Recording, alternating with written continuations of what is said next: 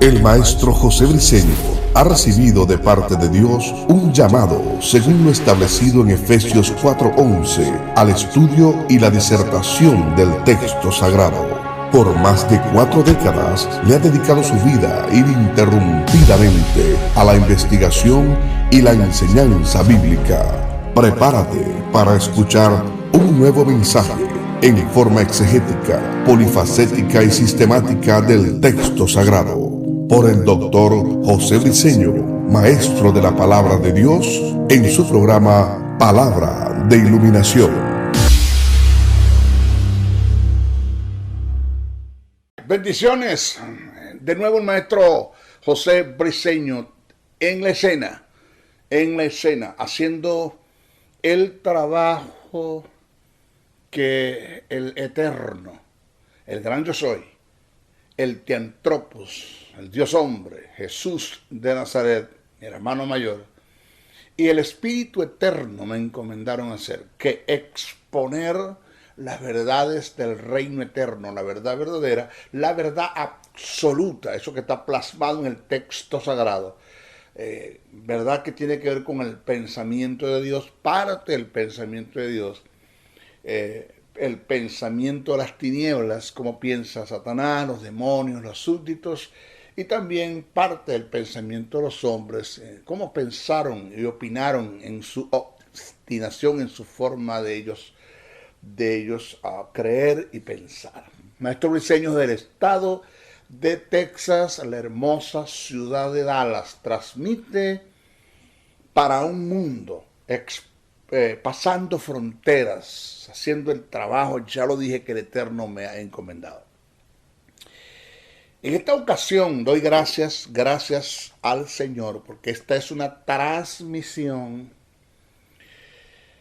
especial como todas, pero se debe a una invitación que recibí de mi hermano y querido pastor, muy amado, muy respetado, Gustavo Moro, pastor Gustavo Moro, quien es el presidente del Ministerio Renuevo Internacional, el cual tuvo su origen y su sede principal está en mi hermoso país, Venezuela, la ciudad de Puerto Ordaz. Ahí está.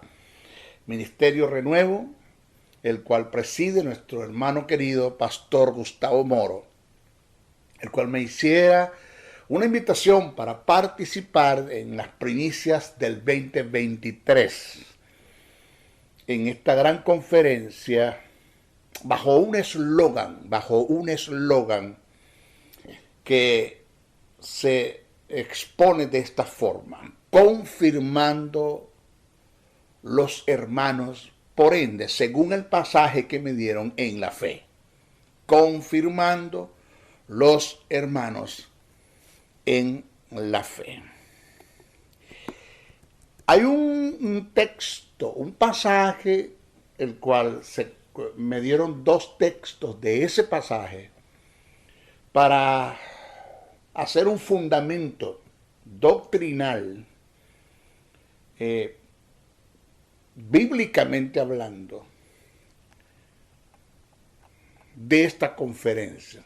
Este párrafo, este tiempo que me toca exponer para todos los que me están ahí presentes escuchando. Saludos a todos. Saludo al maestro Briceño a su disposición. Lo hago con mucho amor, con mucho cariño, con mucha entrega. Quiero que me preste muchísima atención. No se distraiga. Présteme mucha atención.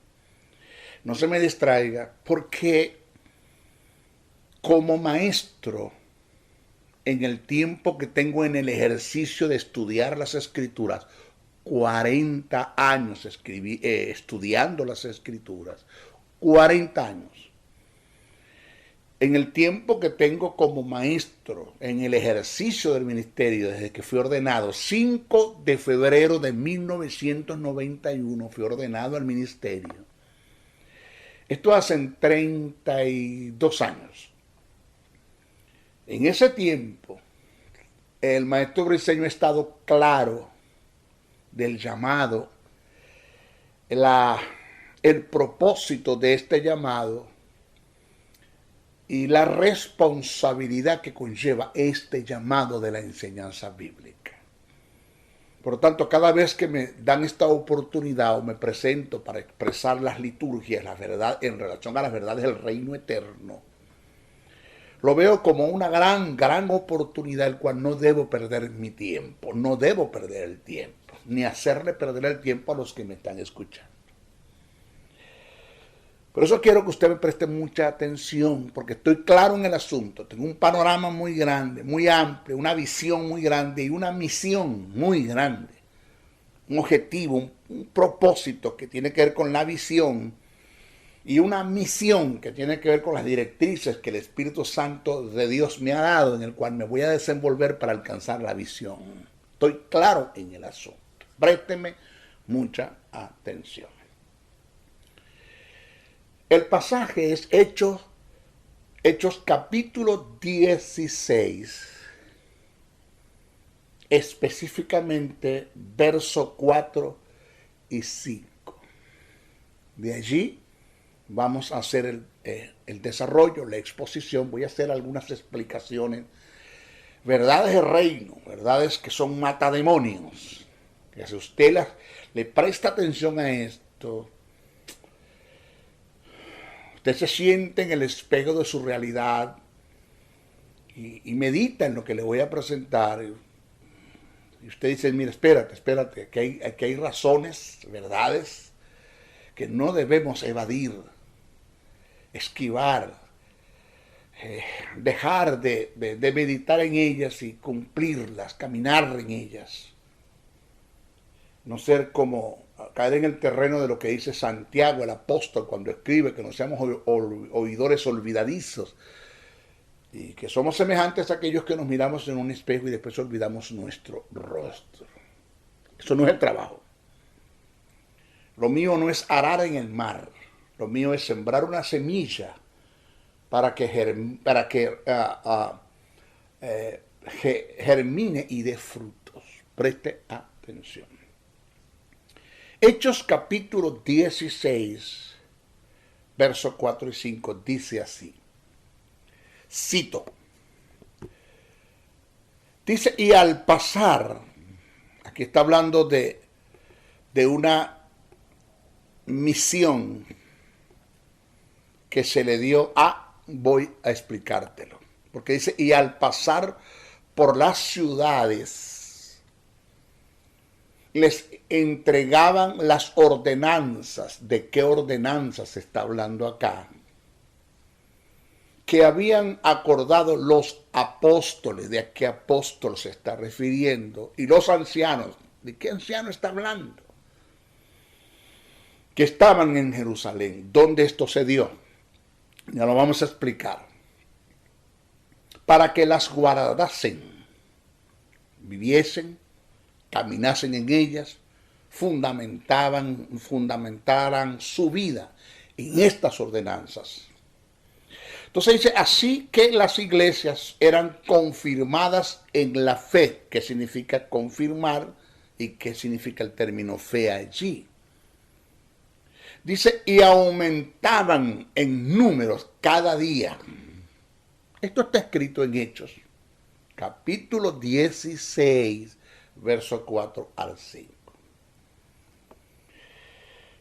Maestro José Briceño, el maestro José Briceño, como estudioso de las Escrituras, no lector, siempre he dicho que la Biblia no es un libro de lectura, es un libro de estudio. La Biblia se lee para estudiar, para analizar, para indagar, para extraer las verdades que están plasmadas en el texto sagrado. Verdades que el Espíritu Santo se va a encargar de iluminarlas de lo que está escrito en revelación, de lo que se escribió por inspiración. Y como estudioso de las Escrituras, nunca he quebrantado los principios, códigos y reglas de interpretación que me presenta la hermenéutica, oído, que no tiene nada de pagano, porque ya por ahí se está inventando que la hermenéutica es pagana, que es de mitología griega, que no usen eso, que paren de contar. Y siempre he dicho que el muchacho que es llorón y la madre que lo pellizca, la gente que no le gusta estudiar, y se van a levantar a decir que la hermenéutica como un arte es pagana, pues ya las cosas como que se empeoran. Pero yo no veo nada de paganismo en lo que está intrínsecamente, endógenamente, en lo que contiene la hermenéutica como código, regla y principios de interpretación. No veo nada de pagano.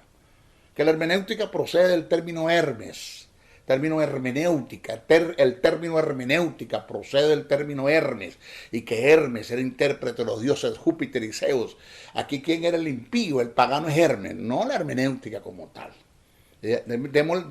Vamos a darle gracias a Dios por esta ciencia, por este arte, por este método que presenta que la hermenéutica, los principios que están dentro de ella. Bueno, a mí nunca me ha gustado quebrantar los principios. Siempre me gusta tomar en cuenta la hilación del pensamiento, que eso tiene que ver con nunca descontextualizar las escrituras. Nunca. Nunca. Descontextualizarla nunca. Es decir, sacar el texto de su contexto.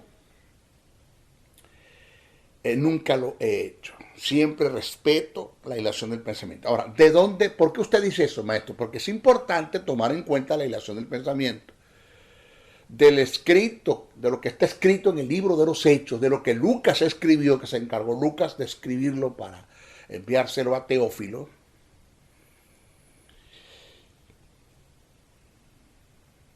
Es importante tomar en cuenta el capítulo 15 para entender lo que está escrito en el capítulo 16, específicamente el verso 4 y 5.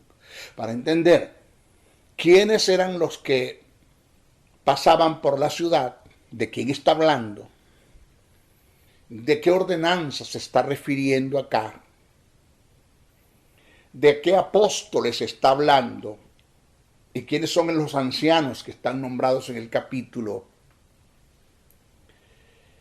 a cuáles iglesias se le entregó estas ordenanzas, qué indica el término confirmar, en qué se confirmaban, y qué indica el término fe. Vamos a ver. Aquí hay bastante sorpresa. El apóstol Pablo, quiero hacer un recuento para que usted me agarre. El apóstol Pablo y Bernabé se consiguen con un grave problema en la iglesia. Estamos hablando de los tiempos de la iglesia de los nuevos cristianos. No me gusta decir la iglesia primitiva. No.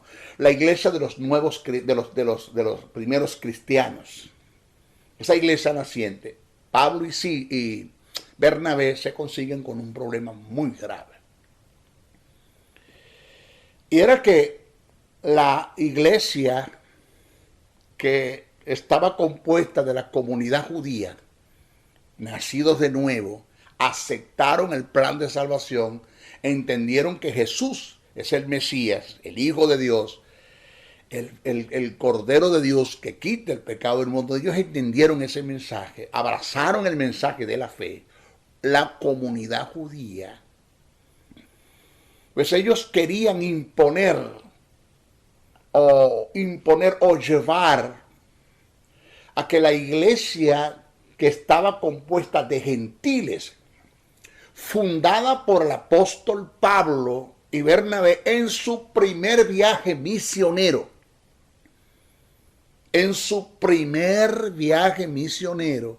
iglesias compuestas de gentiles, la comunidad judía, que también pertenece a la iglesia de los primeros cristianos, pero eran judíos convertidos, querían que la iglesia de los gentiles se circuncidara.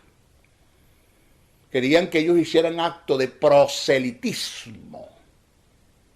Usted sabe, añadir un poco de la ley a la gracia, a la fe en gracia. Ellos querían eso. Pablo y Bernabé se consiguen con este problema y ellos decidieron, vamos a decidir, vamos a resolver este problema. ¿Cómo lo resolvemos? ¿Cómo hacemos? ¿Qué hacemos con este asunto?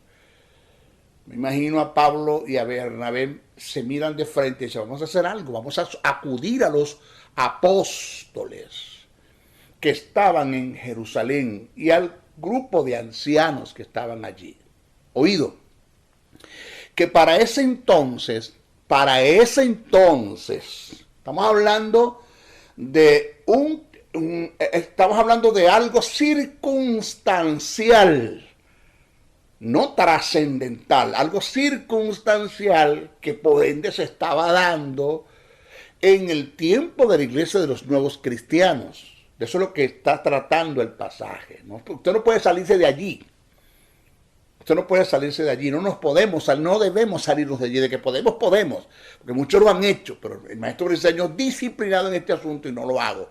Me respeto a mí mismo, respeto las escrituras, respeto lo que está escrito, respeto la inspiración del Espíritu Santo. Yo tengo un respeto muy, pues mire, ni siquiera usted tiene una idea el cuidado que tengo de esto.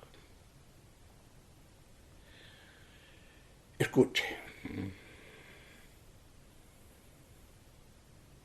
Para ese tiempo, los apóstoles y los ancianos fungían como la máxima representación de la autoridad de Dios, no como la fuente de la autoridad, ni como la máxima autoridad, sino como la máxima representación de la autoridad de Dios. Pablo y Bernabé, entendiendo este asunto, vamos a acudir a los que anduvieron con Jesús. Vamos a someternos en el punto ahorita sano lo digo, bajo su cobertura. Vamos a acudir a ellos. Vamos a cumplir con un principio de autoridad, donde podamos tener a quien rendir cuentas y a quien acudir para resolver cualquier tipo de problema que se presente en la iglesia, porque ellos están primeros que nosotros. Ellos anduvieron con la piedra angular, ellos anduvieron con la cabeza, con el origen de la iglesia que es Jesús. Vamos a acudir a ellos. Y Pablo y Bernabé fueron a los apóstoles, estamos hablando de los 12 apóstoles, incluyendo a Matías. Y estamos hablando del grupo de ancianos que estaba ahí en la congregación. Acudieron y hubo una reunión, que es lo que se conoce como el Concilio de Jerusalén. Vaya siguiéndome. Présteme atención que aquí hay un mensaje, pero matademonio. Que hay unas verdades que aunque esto es algo circunstancial, hay principios que trascienden a nuestros tiempos, a la iglesia contemporánea. Vamos a ver. Ellos fueron hasta allá y se reunieron. Después que tuvieron la reunión, Pedro se levanta, da un discurso. Después Jacobo, Santiago se levanta y da otro discurso. Y en cuyo discurso podemos ver nosotros, lo que te estoy hablando está en el capítulo 15. Por eso es que no vamos a entender lo que está en el 16, sino nos vamos al 15. Pablo y Bernabé estuvieron allí. Santiago da un discurso. Pedro primeramente lo da, después Santiago da el discurso. Y oiga lo que dice Santiago. No voy a ir al pasaje, porque yo me lo sé de memoria. Y usted se lo sabe. Y los que no se lo saben, vayan a Hechos 15. Santiago dice, o los apóstoles dijeron esta expresión que me llamó mucho la atención. Porque nos ha parecido bien, cito, porque nos ha parecido bien al Espíritu Santo de Dios y a nosotros no ponerle carga a la iglesia de los gentiles, ni llevarla a este acto de circuncisión, a llevarlos a hacer acto de proselitismo, ¿no? Eso.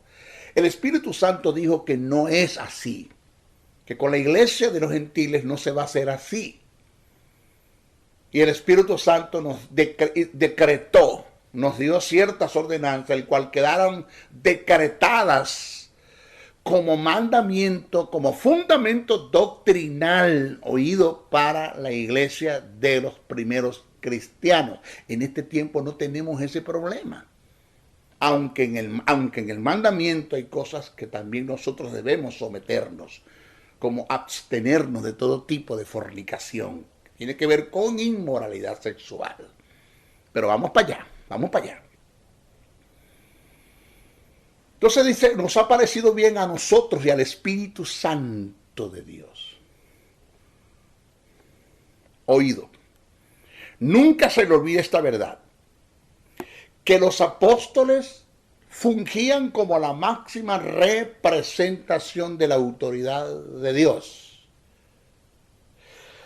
Entendemos que la fuente de la autoridad es Dios. Oído, pero la máxima autoridad de Dios en la iglesia es el Espíritu Santo. Eso no se le debe a usted olvidar. No se le debe a usted olvidar que la máxima autoridad en la iglesia es el Espíritu Santo. Es Él quien, el Espíritu Santo, quien debe tomar decisiones en la iglesia en forma colectiva y en el creyente en forma personal. Por eso es que usted se va a conseguir, preste atención, una serie de pasajes, más que todo en el libro de los Hechos, donde se presenta que era el Espíritu Santo el que tomaba decisiones, era el que determinaba, era el que guiaba, el que dirigía, el que corregía, el que enseñaba. Por eso Jesús, porque estoy haciendo esto, exponiendo estas verdades, porque quiero que volvamos a ver atrás.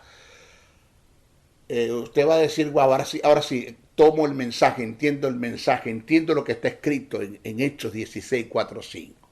Por eso es que Jesús dijo, pero cuando el Espíritu Santo venga, ese espíritu que Jesús lo llamó espíritu de verdad, que no un solo artículo determinado de la verdad, porque la verdad no es que está en el espíritu es verdad, es propiedad de Él. Entonces Jesús dijo, eso está escrito en Juan, el capítulo 16, verso 13, Jesús dijo, pero cuando venga el Espíritu de verdad, Él los guiará a toda verdad. Y ese término de guía que Jesús utilizó es jodegeos, y era aplicable a los que solían guiar ciegos. El jodegueo era el que tomaba el ciego por la mano, lo llevaba al lugar de destino, lo volvía a traer otra vez a su casa, quitando todo pote, todo perol, todo tropiezo, para que el ciego no fuese a tropezar y fuese a caer. Eso es lo que Jesús quiso decir. El Espíritu Santo, cuando venga, está hablando con los apóstoles, los guiará, o sea, los conducirá, los enseñará, les dirá cómo hacer las cosas. Por eso es que todos nosotros como creyentes, y más cuando somos llamados a un ministerio, vamos a recibir una visión, con V de Venezuela, una visión, y vamos a recibir una misión, con M de mamá, misión. ¿Qué es la misión, maestro? La misión son las directrices que el Espíritu Santo nos da, en la cual nos vamos a desenvolver para alcanzar la visión, que es el objetivo para el cual fuimos llamados. Término misión, de ahí se deriva misionero, los comisionó y para usted de contar. ¿No? Y usted va a conseguir una serie de pasajes, por ejemplo en Hechos 8:29, Dice, el Espíritu dijo a Felipe, acércate, júntate a ese carro. ¿Quién dijo? El Espíritu. En Hechos 10:19 dice, y mientras Pedro pensaba en la visión, le dijo el Espíritu, he aquí 3 hombres te buscan. ¿Quién le dijo? El Espíritu Santo. Hechos 11:12, y el Espíritu me dijo que fuese con ellos sin dudar. Y fueron también conmigo estos 6 hermanos, y entramos en casa de un varón llamado, ¿quién dijo esto? El Espíritu Santo. Hechos 13:2. Dice, ministrándose estos al Señor y ayunando, dijo el Espíritu Santo, apartarme a Bernabé, a Saulo para la obra a los que los he llamado. ¿Quién dijo? El Espíritu Santo. Hechos 13:4, y ellos entonces enviados por el Espíritu Santo descendieron a Cilicia, a Seleucia, y de allí navegaron a Chipre. ¿Quién navegó? ¿De quién está hablando? De los apóstoles Pablo y fueron guiados por el Espíritu Santo. Hechos 25:28, porque ha parecido bien al Espíritu Santo a nosotros no imponernos ninguna carga más que estas cosas necesarias. ¿Quién tomó la decisión? El Espíritu Santo. Hechos 16:6, y atravesando Frigia y la provincia de Galacia, le fue prohibido por el Espíritu Santo hablar la palabra en Asia. Hechos 16:7, y cuando llegaron a Misia intentaron ir a Bitinia, pero el Espíritu Santo se los prohibió. ¿Quién se los prohibió? El Espíritu Santo. Hechos 20:23, salvo que el Espíritu Santo por todas las ciudades me da testimonio diciendo que me esperan prisiones y tribulaciones. ¿Quién era el que guiaba, el que dirigía? Era el Espíritu Santo. Este caso que tenemos en la lectura que acabamos de leer, Hechos 16:4-5, es un resultado de una decisión que el Espíritu Santo tomaron. Oído, no los apóstoles. No los apóstoles. O sea, no me tome este texto para decirme que todo el que pertenezca a una iglesia tiene que estar sometido a la cobertura de los apóstoles. Tiene que haber un apóstol que te diga, que te guía, que te dirige. No. Yo no tengo problemas con el que te debas congregar, con el que como ministro debas tener a alguien a quien dar cuentas, con quien conversar. Yo no tengo problemas con eso. Ese es el deber ser, el sometimiento. Eso es importante. Sí. Sin eso no se puede llevar a cabo un ministerio. Andar a la deriva, tientas, haciendo lo que te da la gana por ahí, sin tener a quien darle cuenta, eso no está bien. Eso no está bien. Pero aquí, quien decretó estas ordenanzas, que la cual los apóstoles la tomaron y los ancianos la tomaron del Espíritu Santo, porque os ha parecido bien al Espíritu Santo y a nosotros. Quien tomó esta decisión fue el Espíritu Santo. Él fue el que hizo el decreto de estas ordenanzas que pasaron a ser mandamientos, correcciones, instrucciones, de las cuales la iglesia de los primeros cristianos iba a confirmar, a fundamentar su vida en la fe, en lo que recibieron del Espíritu Santo los apóstoles, que se lo entregaron ¿a quién? A Pablo y a Bernabé. Oído. Cuando dice, al pasar por las ciudades, ¿de quién está hablando? Acá. Aquí está hablando específicamente, váyase al capítulo 15, se está hablando de Pablo, de Silas, porque Pablo y Bernabé en el capítulo 15, está bien claro, tuvieron una serie de un altercado. Antes de eso está escrito, una discusión y decidieron separarse. Pablo hizo su primer viaje misionero con Bernabé, pero este es el segundo viaje misionero. Y Pablo lo hace con Silas, que es Silvano, y se consiguen a Timoteo en el camino y también se lo llevan. Y el apóstol Pablo toma estas ordenanzas que el Espíritu Santo les dio a los apóstoles, a los ancianos, y los ancianos se las entregaron a Pablo y a Bernabé, pero Bernabé no fue. Y Pablo se va con Silas y con Timoteo a hacer el segundo viaje misionero, oído, a visitar y a supervisar las iglesias que habían fundado en el primer viaje misionero. Iglesias compuestas de gentiles. Ya se resolvió el problema. Este problema que teníamos como altercado con la comunidad cristiana judía, que querían hacer actos de proselitismo de los gentiles, ya se resolvió. Entonces Pablo, Silas y Timoteo iban por todas las iglesias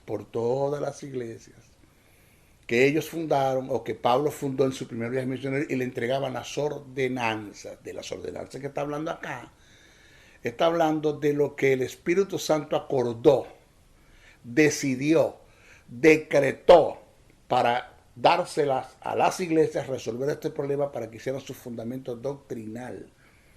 Entonces era cuando eran confirmados, los hermanos eran afirmados, confirmados, consolidados en la fe, que la palabra fe es doctrina. Y aumentaba el número cada día de ¿qué? De gentiles convertidos al evangelio. No había ya presión, no había ningún problema y aumentaba el número. Présteme mucha atención. Eso está hablando de un acto circunstancial en una iglesia de los primeros cristianos. Vamos a este tiempo. Oído. La iglesia crecía, iba en crecimiento. No la detiene nadie. A través del mensaje que los apóstoles le presentaban en relación a la persona de Jesucristo. El Espíritu Santo hacía su trabajo de convencimiento de pecado. La iglesia iba creciendo. Pero había un problema, otro problema que se presentó. ¿Cuál? Que la base doctrinal, el fundamento doctrinal, en la cual la iglesia que iba creciendo debería de depositar su fe, era muy escaso. Muy escaso. Muy escaso. Solo contaban con las ordenanzas que el Espíritu Santo les entregó y contaban con algunos principios que están escritos en el canon del Antiguo Testamento. Porque no todo. Oído, maestro Briceño se volvió loco, ¿qué le pasa? Está desfasado. ¿Cómo usted va a decir eso, maestro? Vea, pero es una verdad. Esto es una verdad. Por eso es que cuando el maestro Briceño dice verdad, se mete en problemas. Pero yo no puedo dejar de decir la verdad. Para esto fui llamado, para exponer la verdad. Es una verdad. Martin Luther King dijo que para tener enemigos no se necesita una guerra. Solo di la verdad y ya. Con decir la verdad es suficiente. Para tener enemigos no se necesita hacer una guerra, sino di la verdad. Es una verdad lo que está escrito. No todo lo que está escrito en el Antiguo Testamento le sirve a la iglesia como fundamento doctrinal. Hay muchas cosas que están escritas en el Antiguo Testamento, en cual la iglesia que está llamada a caminar en una dispensación de gracia, pues le sirve. Yo no tengo problema, sí hay. Pero son muchas las cosas que están escritas en el Antiguo Testamento que a la iglesia no le sirve. Habrán principios, pero no todos nos sirven. Entonces el Espíritu Santo ahora dice, wow, mire, yo voy a pensar como piensa o como pudo pensar el Espíritu Santo según lo que he visto. El Espíritu Santo dijo, mira, yo tengo que aumentar estas ordenanzas para una iglesia que está creciendo, porque no la está deteniendo nada en el crecimiento. Yo tengo que aumentar estas ordenanzas doctrinales para que la iglesia tenga donde fundamentar la fe. Entonces cuando el Espíritu Santo, oído, es cuando el Espíritu Santo hace el trabajo de inspiración. ¡Ping! Se prende el bombillo. Ajá. Es cuando el Espíritu Santo hace su trabajo de inspiración, porque Él sabe que las ordenanzas y lo que está escrito en el Antiguo Testamento como mandamientos, que son muy pocos, no son suficientes para el fundamento de la fe de una iglesia que está creciendo. No son suficientes. Entonces me toca a mí ahora buscar hombres, hablando el Espíritu Santo, eso de que me toca a mí, ese mí, es el Espíritu Santo. Me toca ahora, diría el Espíritu Santo, buscar hombres en el cual voy a inspirarlos para que hagan escritos de nuevas ordenanzas y eso quede decretado equitativamente para la vida hasta que Jesús venga. ¿Lo está agarrando? ¿Lo está agarrando? Sí, sí, maestro, yo lo estoy ya entendiendo perfectamente. Entonces, cuando el Espíritu Santo toma la vida de los que llamamos evangelistas y hacen escritos, dos de ellos, Mateo y Juan, de lo que ellos presenciaron, vieron, porque estuvieron presentes en el ministerio de Jesús, pero que no fue todo, porque la Biblia dice que muchas cosas Jesús hizo, que no hay libros donde poderles escribirlo, pero se escribió, ellos escribieron. Ellos presenciaron, vieron, estuvieron con Jesús y fueron inspirados por el Espíritu Santo para hacer registro de esas verdades en las cuales allí hay mucho fundamento doctrinal para confirmar la fe de la iglesia de estos tiempos. Verdades que emanaron de la vida de Jesús, de las enseñanzas de Jesús. Y que son fundamento doctrinal porque hay principios, hay mandamientos, hay demandas, hay decretos en las cuales debo caminar como iglesia, como cristiano y fundamentar mi fe en eso, caminar en eso. Tenemos el evangelista Marcos y Lucas, el cual no estuvieron presentes, pero que indagaron, que investigaron. Y también el Espíritu Santo los usó para escribir los 4 evangelios. El Espíritu Santo, oído, ese Espíritu Santo, el cual entregó a los apóstoles las ordenanzas, en el libro de los Hechos, capítulo 15, que hace mención en Hechos 16, 4, 5, es ese Espíritu Santo, es el que se encarga de inspirar a estos 4 hombres para que hicieran registro. Y tengamos ahora en la mano, en el canon del Nuevo Testamento, los 4 evangelios como base doctrinal. Pero el Espíritu Santo no se quedó allí. Todavía no es suficiente.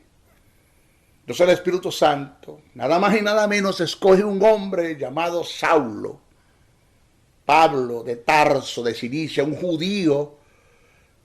Nació en Roma, en una comunidad judía que estaba en Roma, porque Pablo era un gentil de nacimiento, porque nació en Tarso de Cilicia, la comunidad allí en Roma, pero era judío por genealogía, porque era hijo de judíos, de la tribu de Benjamín. Y Pablo se sienta a los pies de un hombre llamado Gamaliel, uno de los mejores maestros de las mejores escuelas en los tiempos. Mire todo lo que en la prognosis, en el eterno conocimiento de Dios, en el plan de Dios estaba haciendo con un hombre llamado Pablo que ni siquiera tenía una idea Pablo no tenía una idea de lo que Dios iba a hacer con él, como muchos de nosotros no tenemos una idea de lo que Dios va a hacer. Lo sentó a los pies de Gamaliel, aprende muchas cosas de la ley. Por eso es que Pablo acá en el concilio de Jerusalén se reúne porque era conocedor de la ley y se estaba dando cuenta que según lo que estaba recibiendo del Espíritu Santo en gracia, en Jesús que se reunió con él cuando fue traspuesto hasta el tercer cielo, se da cuenta que hay un choque, esto no puede seguir acá. Un defensor de la doctrina cristiana en relación a la gracia, Pablo. Entonces el Espíritu Santo se encarga de escoger a Pablo. La tumba de la cabalgadura, no sé si ven un caballo en un camello, yo no sé, pero cayó. Cuando iba para seguir a la iglesia, el Espíritu Santo, Jesús trata con él. Y después Pablo recibe instrucciones de Ananías, usted conoce el caso. Ananías va al sitio, pone la mano, recobra la vista, es bautizado, recibe el Espíritu Santo. Entonces cuando Pablo empieza a ser un instrumento, óigame, un instrumento para recibir por inspiración del Espíritu Santo verdades que quedaron plasmadas en 14 cartas que Pablo escribió, porque con el respeto que se merece, para mí el que le escribió los hebreos fue Pablo. 14 cartas que Pablo escribió a las iglesias que fundó, cartas personales como a Tito, a Filimón y a Timoteo, pero que cuando usted va al canon del Nuevo Testamento, porque esas cartas forman parte del canon del Nuevo Testamento, cosa que Pablo ni siquiera tenía una idea. Óigame bien, presta atención. Todo esto lo hace el Espíritu Santo, porque Pablo está escribiendo desde donde él estuviese preso o no.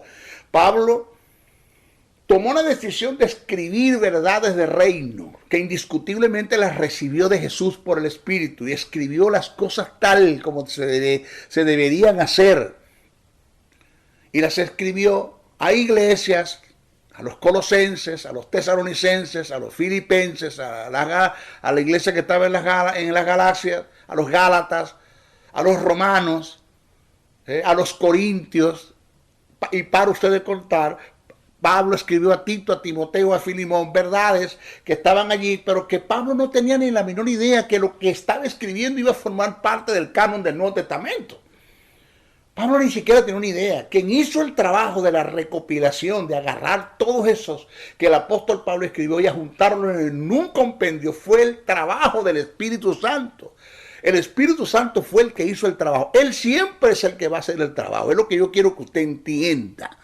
Que no hay una confirmación de fe, sino es a través del trabajo del Espíritu Santo, y de allí, porque el Espíritu Santo es el agente, pero que el Espíritu Santo tiene canales o elementos de cooperación, que ya se los voy a nombrar, para ir llevando a cabo el trabajo que todavía no ha terminado, el confirmar la fe de los cristianos. Esto todavía no ha terminado. No ha terminado todavía.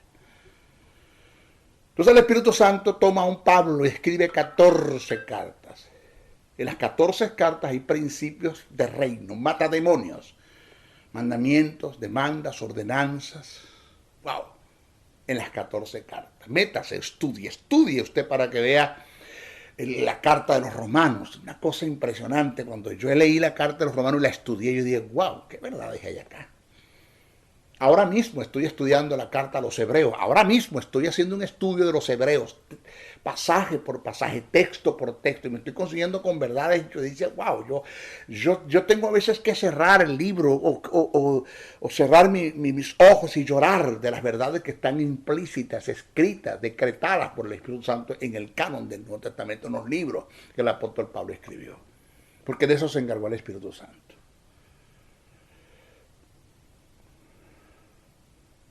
Señores, el Espíritu Santo toma a un Juan para que escriba sus cartas, sus epístolas. 3 epístolas escribió. El Espíritu Santo toma a un Pedro para que escriba 2 a la iglesia que está en el Asia Menor, allá, que el 80% estaba compuesta de gentiles. Se encarga el Espíritu Santo que le escriba a la iglesia que está en Asia, en el Asia Menor, a Pedro. 2 cartas escribió. El Espíritu Santo se encarga de tomar un Santiago para que escriba una carta. El Espíritu Santo toma a Judas también, pero no el que entregó a Jesús, Judas, para que escribiera también, para que escribieses también una carta. Y así el Espíritu Santo hizo el trabajo. ¿Estamos acá? Ok. Permítame, por favor. Permítame porque yo estoy en vivo. Aquí lo tenemos. Aquí está. Compendio bíblico. Manual de instrucción. Antiguo y Nuevo Testamento. Aquí lo tenemos. Aquí está. Ya lo tenemos, ¿sí? Quiero que usted entienda, oído. Esto está escrito en revelación. Se escribió por inspiración del Espíritu.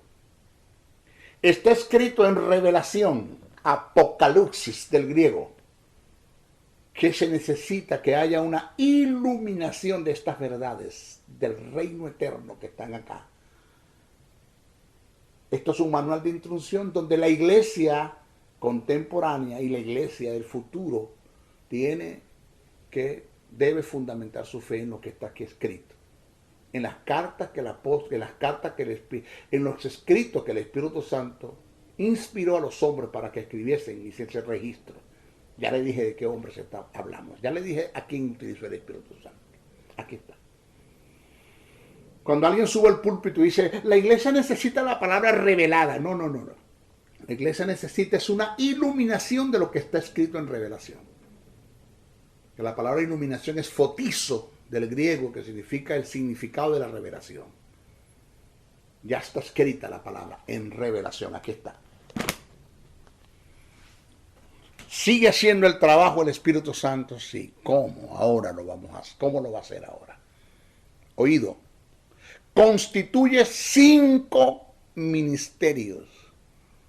Ya no es el concilio de Jerusalén, ya no son los apóstoles y los ancianos. La máxima representación de la autoridad de Dios en la iglesia. Ahora la máxima representación de la autoridad de Dios en la iglesia son los 5 ministerios: apóstol, profeta, evangelista, pastor y maestro. La responsabilidad no solamente cae ahora sobre los apóstoles, sino sobre los 5 ministerios. Dice la Biblia, Efesios 4, que lo escribió Pablo por inspiración del Espíritu, que constituyó Jesús. ¿Quién? Jesús constituye 5 ministerios: apóstol, evangelista, profeta, pastor y maestro. Oído, ahí está el objetivo, perfeccionar a los santos. Que la palabra perfeccionar es catartismo, que significa llevarlos a un nivel de madurez, aunque no indica alcanzarlo todo, porque todos los días tenemos que ir creciendo y aprendiendo. Pero ¿a quién se le delegó la responsabilidad de esto? A los 5 ministerios, para perfeccionar a los santos para la obra del ministerio. ¿Cuál ministerio? El ministerio de la reconciliación. La iglesia es la que está llamada a salir a las calles en una comisión, en una misión, en una visión, que es establecer el reino de Dios en la vida de los hombres. Pero no vamos a enviar a gente que no tengan capacidad, que no estén preparados, que no tengan un mensaje claro, preciso, conciso y detallado, lleno de verdades de reino eterno. No nos vamos a enviar así. Entonces, ¿quiénes son los llamados a esto? Los 5 ministerios. Ahora, el Espíritu Santo es el agente principal en esto. Punto. Él es el que inspiró las Escrituras, el que hizo el trabajo en Hechos 15 de presentar ordenanzas. Ahora lo tenemos acá, inspirando hombres para que hayan nuevas ordenanzas, nuevos mandamientos, nuevas bases y fundamentos doctrinales, de las cuales nos ha entregado a nosotros, aunque están un poco adulteradas estas versiones bíblicas de nuestros tiempos. Pero ahí está, algo tenemos. Y nos las entrega a nosotros como ministros. ¿A quiénes? ¿A quiénes se los entregó? A los 5 ministerios. Para que estos 5 ministerios, como el elemento o el canal que el Espíritu Santo va a usar, porque el agente principal de esto, quien enseña, quien guía, quien instruye, quien corrige, quien hace el trabajo, quien inspiró, quien dejó plasmado el canon del Nuevo Testamento en revelación y quien va a darnos la iluminación es el Espíritu Santo. Él es el que hace el trabajo, punto. Nadie más lo va a hacer. Pero él tiene elementos que llamamos elementos de cooperación, que son los 5 ministerios. ¿Está logrando el Espíritu Santo de Dios el trabajo en los 5 ministerios? Que es darle las iluminaciones de lo que está escrito en revelación en el texto sagrado para que ¿quiénes los 5 ministerios vayan en el trabajo de perfeccionar a los santos y educar a los santos? ¿Lo está haciendo el Espíritu Santo? Es la pregunta. Y usted quiere que se la responda. Maestro Briceño, 40 años estudiando la Biblia, 32 años como conferencista nacional e internacional, y no lo estoy diciendo, tú sabes, para darme, no, que son verdades. He ido a diferentes naciones, diferentes ciudades, diferentes estados, diferentes países, muchas partes de estados, como conferencista, entre otros conferencistas.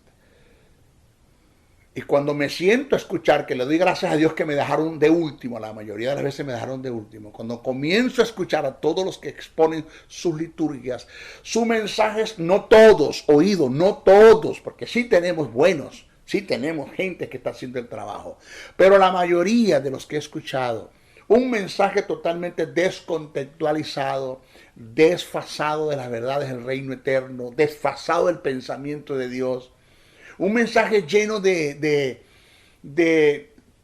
eisegesis. ¿Qué es la eisegesis?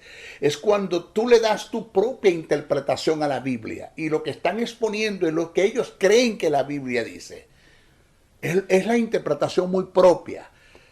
Unas aplicaciones que le dan algunos pasajes sacándolas del sentido escritural, del sentido del pensamiento de la verdad de lo que quiso decir el que escribió, el que recopiló de las verdades que el Espíritu Santo inspiró, totalmente desfasado como usted no tiene una idea. Mensajes llenos de hiperliteralismo, donde la mayoría que escuché en los congresos solo decían lo que dice la Biblia, pero no había un mensaje exegético. ¿Qué es un mensaje exegético? Que es cuando yo expongo lo que la Biblia quiere decir, porque es producto de un estudio preciso, conciso, detallado, que hice de las Escrituras tomando en cuenta los códigos, reglas y principios de interpretación. Entonces hice una exégesis. Respeté la hilación del pensamiento, el texto con su contexto, respeté las culturas, la idiosincrasia, los tiempos, respeté el emisor, el receptor, el cronista, la comunicación, la causa de la comunicación, el contexto histórico, respeté lo que se llaman las figuras, las diferentes figuras retóricas, entendí lo que entiendo, lo que es un simil, lo que es una parábola, una prosopopeya, una sinécdoca y para ustedes contar. Porque sé el trabajo que estoy haciendo. Entonces, cuando veo a la gente exponiendo, me doy cuenta, señores. Entonces tengo un público que no conoce el texto sagrado, no todos, pero los hay, y secundan lo que ellos están diciendo, corroboran lo que ellos dicen, hay aplausos, hay gritos de júbilo, gritos de guerra, zapateos. Y cuando te das cuenta no hay nada en el mensaje. Un mensaje totalmente vacío, un mensaje lleno de sensacionalismo, amarillismo, un teatro, un show, un espectáculo, un mensaje lleno del dígale que está a su lado, que repita conmigo, que decreto, que confieso, que te profetizo. Un mensaje, señores, lleno de ofertas, pero que no te enseñan absolutamente nada. Oído, repito, no son todos, pero los hay. Porque yo no quiero que usted vea al maestro Briceño, porque es que el maestro se cree como la gasosa del desierto, la mamá de los pollitos, el labón perdido, el tapón del océano, el ombligo del mundo. Tú sabes, él se cree. No, yo no me creo, yo sé lo que soy. Yo sé a qué Dios me llamó, yo sé el trabajo que Dios me llamó a hacer. Entonces está haciendo el trabajo en la iglesia. La iglesia está llena de catolicismo romano, principios de ocultismo. La iglesia está llena de acuerdo mental, positivismo, cibernética, yoga, ciencia cristiana. La iglesia está llena de paradigma, de dogma, de tradición, de religión. La iglesia está llena de una falsa doctrina, como usted no. La falsa doctrina está reinando en la iglesia protestante, en la que llamamos la iglesia evangélica. Nosotros siempre juzgamos a los testigos de Jehová, a los mormones, a los católicos como falsa doctrina, y resulta que un 40% de lo que hay en la iglesia evangélica como doctrina es falsa doctrina. Falsa doctrina. Así. Punto. Entonces está haciendo el trabajo del Espíritu Santo. Lo está haciendo. Juzgue usted por lo que le he dicho. Juzgue usted por lo que le he dicho. Señores, alguien dijo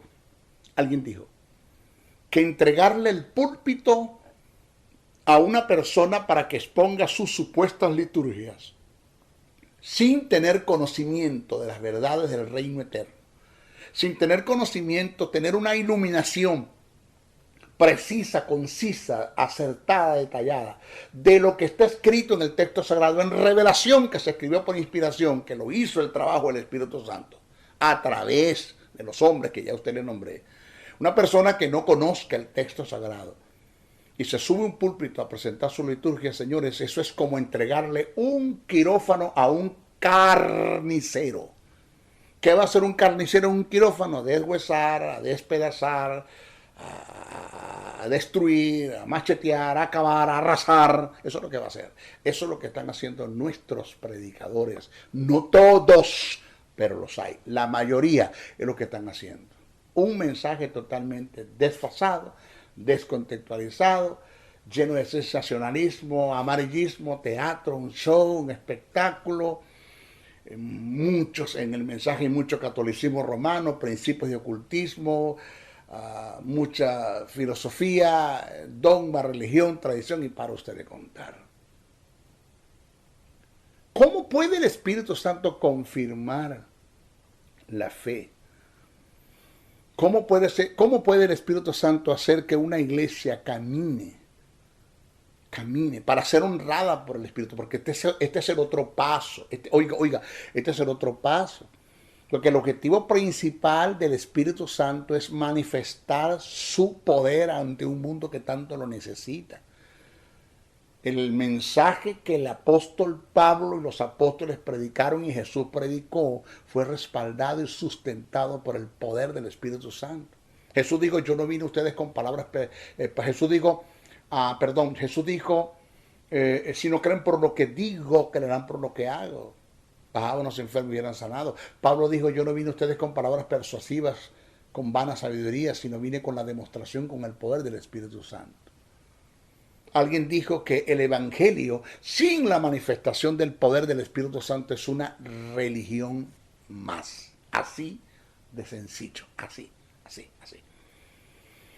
No hay manifestación del poder. La iglesia, el mundo necesita de la manifestación del poder del Espíritu Santo. Pero oiga, la iglesia no escapa de esa verdad. La iglesia también necesita. En la iglesia evangélica, internamente en la iglesia, en el creyente, en los hogares cristianos, hay problemas graves en diferentes índoles. Problemas gravísimos en diferentes índoles. Enfermedades que no fueron sanadas. Problemas financieros que no fueron solventados, porque yo creo que Dios puede producir un milagro financiero a través del Espíritu Santo. Lo puede hacer, yo no tengo problema. Hogares destruidos. Los hijos de los cristianos no quieren saber nada del Evangelio. Totalmente desobedientes. Cuando cumplieron su mayoría de edad se fueron. No vieron nada. No les ofrecimos nada.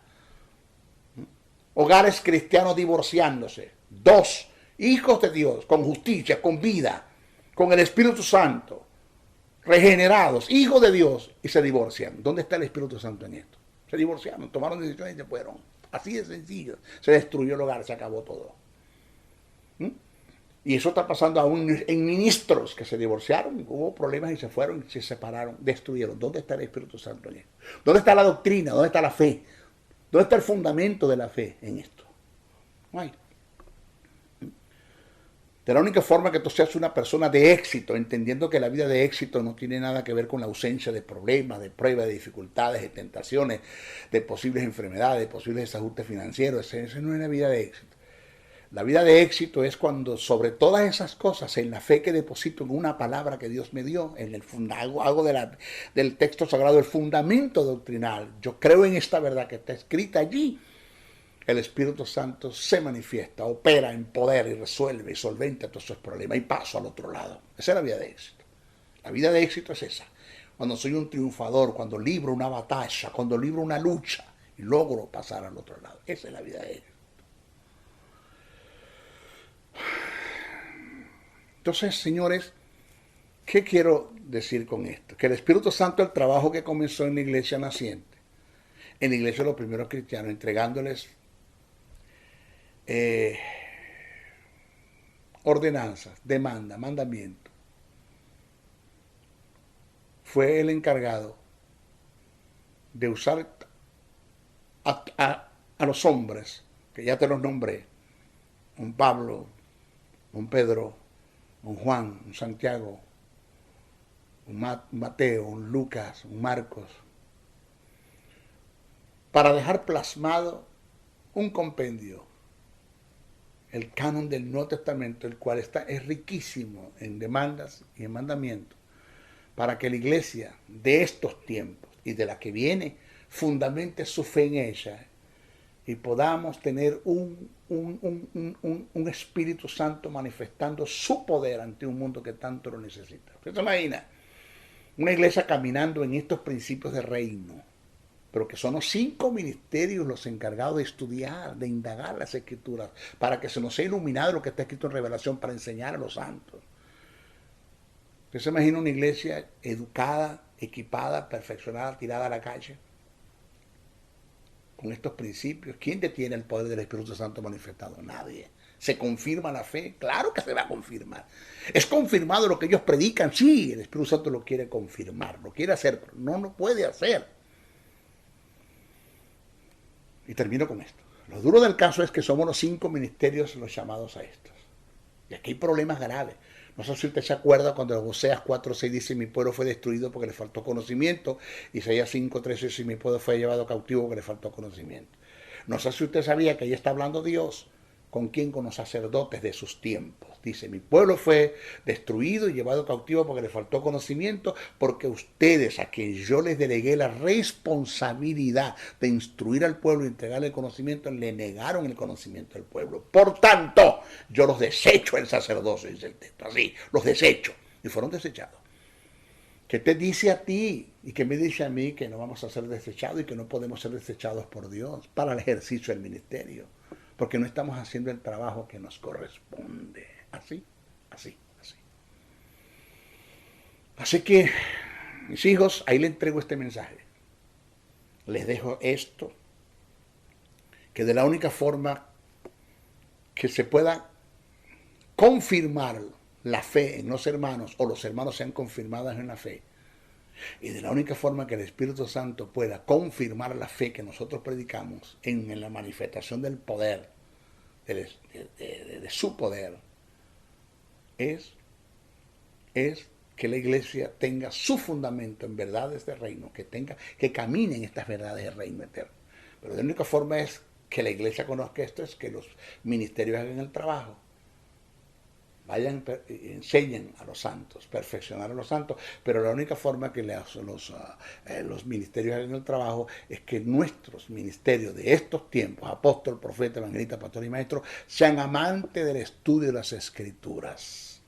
Salgan del estado del analfabetismo, porque es otro problema que tenemos.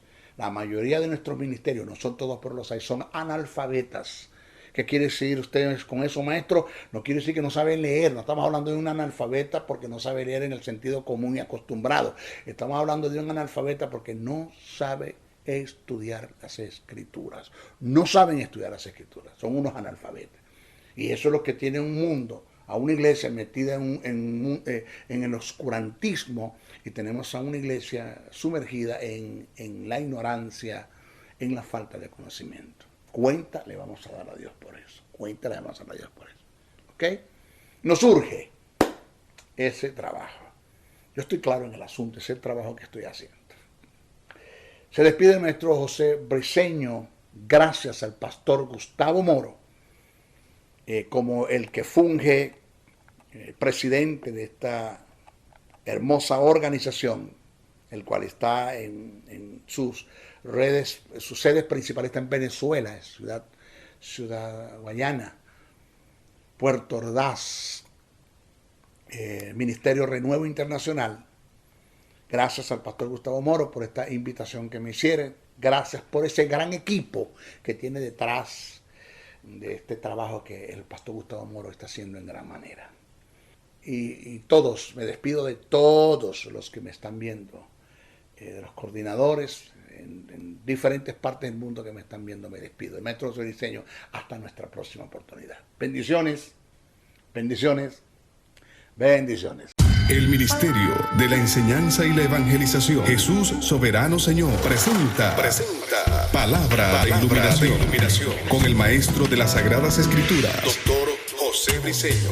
Quédate con nosotros para que recibas las bendiciones que el Dios Eterno ha plasmado para ti en su palabra. Esto es Palabra de Iluminación.